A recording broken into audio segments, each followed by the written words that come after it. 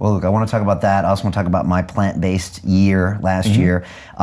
My grandpa, Benedict, which was my mother's father, had a feedlot just outside of Phoenix, Arizona. And he was a cattleman all of his life. And a feedlot, for people that don't know, is like 10,000 head of cattle being fed right before they die with like a high concentrate of grains in order to get their weight up, and then boom. And I remember as a kid going to visit the feedlot, and all I could remember was how bad it smelled, because it was just really bad. And it was these animals about to be killed.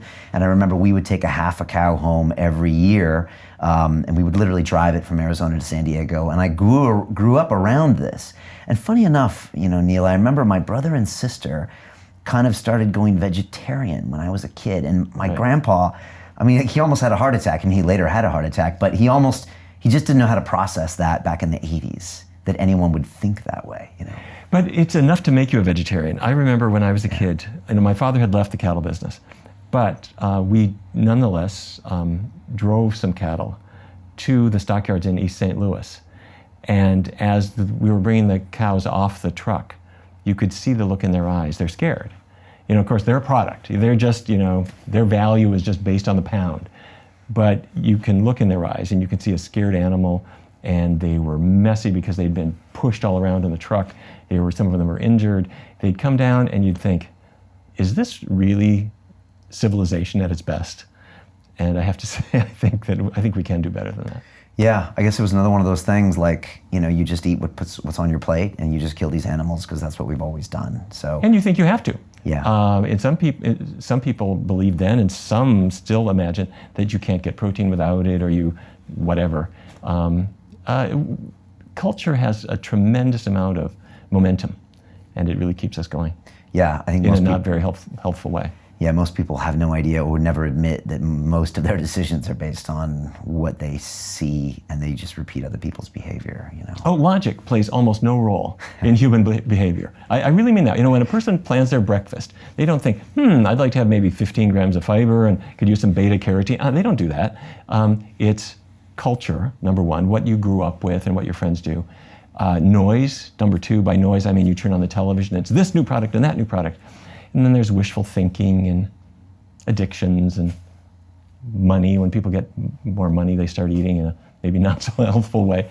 You see that in China now, for example. China's got enough money, they can dramatically increase their pork intake, and so diabetes is going up in that country.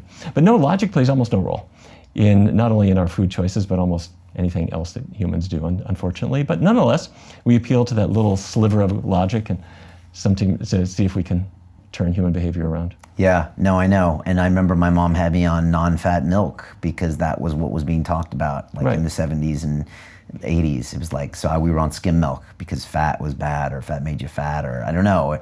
And then later, there was always a trend based on kind of what was happening. But I just finished on the cattle thing. Yeah, something probably inside of me thought something's not right here, you know, because it just, I mean, if you've ever been to a feedlot, it's just like, it's not a natural smell. It's pretty bad. Yes. And there's a lot of death there too, or soon to be death. So, how did that upbringing then kind of take you on the route you're on now? Because you could have kind of been a clone of your dad, or just continued down that path. What was the thing that really switched your a couple things. One was in later high school, I was an exchange student in Europe for just a summer program.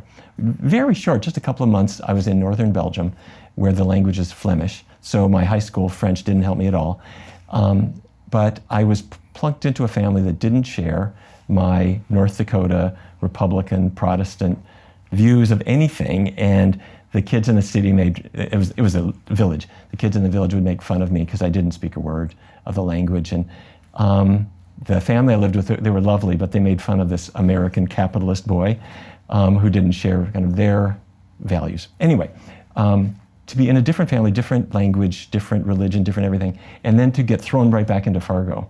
I just got the bends. And for the next year or so, I found myself rethinking all of the values that I'd grown up with. And then went to college, and it was a liberal time with civil rights and so forth welling up.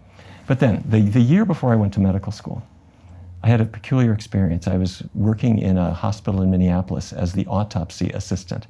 And down in the morgue was in the basement. Nobody would ever go down there. The phone was probably from the 1940s. It would make this big click. The phone guy didn't want to go in the morgue.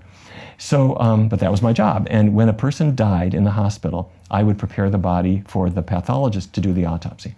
And a guy died in the hospital of a massive heart attack, and probably from eating hospital food, but that's another story. So the pathologist knew that I was going to go to medical school the following year, and so he made this a lesson for me every time. So he made this big incision in the skin and pulled the skin back and cut through the ribs and took this huge wedge of ribs off the chest and put it on the table. And then suddenly you see this heart. He says, look in the coronary arteries. They're called coronaries because they crown the heart. He took his scalpel and he opened one of the coronaries, and he said, look inside. So I got my gloves on, I poke around inside. And it was not this rubbery, flexible artery. It felt like concrete. And he said, bacon and eggs, Neal. What are you talking about? He said, atherosclerotic disease has killed this man. And then he opened the carotids to the brain, the carotid arteries, the big arteries that go up your neck. Same process there. The renal arteries, the arteries to the legs, the same atherosclerotic process. Okay, he's done. He writes up his notes, myocardial infarction, massive systemic atherosclerotic disease. He leaves. I take the ribs, put them back in the chest, sew up everything, clean up, and I went up to the cafeteria afterward. And they were serving ribs for lunch. And I have to say, I looked at it and I thought, it was just like the body. And the smell of it was the smell of a body. And it was not a human body, but I thought, this is a dead body. And I didn't become a vegetarian on the spot, but I couldn't eat it. I couldn't take it. I couldn't put it on my plate.